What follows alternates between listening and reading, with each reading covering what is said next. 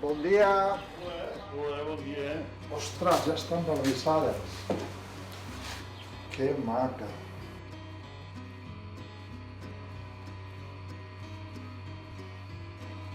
T'estan donant molt mal de cap o què, Josep Maria? No. De cop comences fent d'una manera, anem rectificant, però bueno, sobre la marxa anem rectificant, no passa res.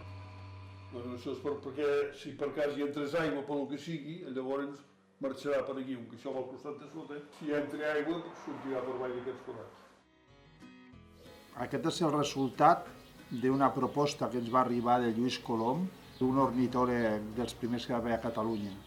Ell tenia la inquietud de recuperar aquesta peça, això a l'estat espanyol es deien gorrionceres, aquí és la pardalera, i són dos interessos diferents, la recuperació patrimonial d'aquesta peça i a la vegada tornar a produir-la i fer una campanya per la instal·lació de les mateixes com a mesura de conservació del pardal.